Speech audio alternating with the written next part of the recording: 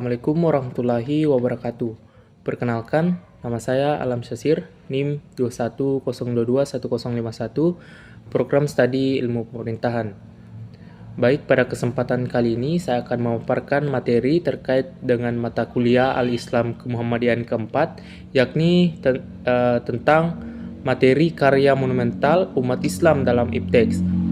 Kemudian ada 4 poin yang akan saya paparkan ke depannya.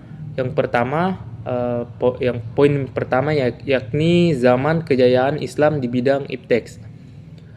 Pada puncak perkembangan Islam terutama di bidang IPTEX terjadi pada masa kekhalifahan Abbasiyah.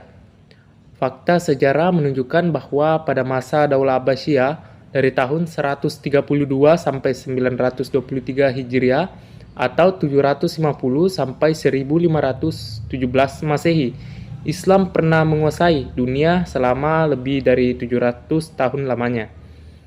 Adapun perkembangan ilmu pengetahuan di masa Daulah Abbasiyah, pada masa Daulah Abbasiyah ini, Islam menggapai puncak kejayaannya di segala bidang, baik kekuasaan, ekonomi, politik, kebudayaan, dan IPTEX.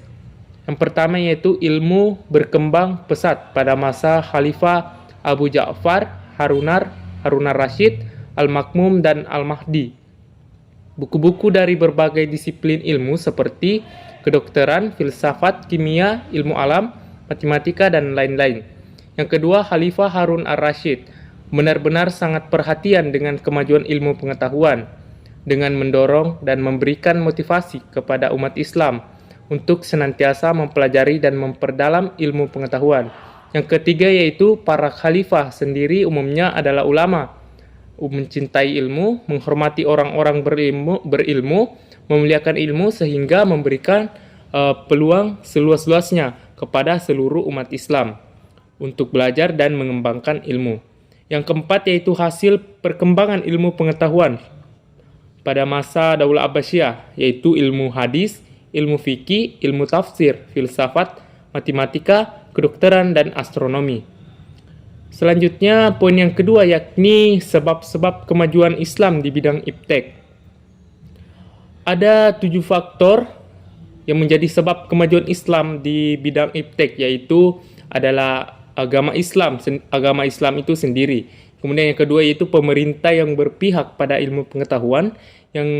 Kemudian yang ketiga yaitu bahasa Arab, kemudian pendidikan, yang kelima penghormatan kepada ilmuwan, yang keenam maraknya penelitian, serta yang ketujuh yaitu perdagangan internasional.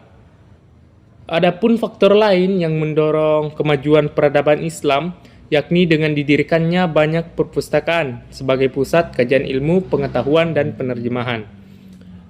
Perpustakaan yang sangat tenar di masa Bani Abbasiyah bernama Bait Al-Hikmah.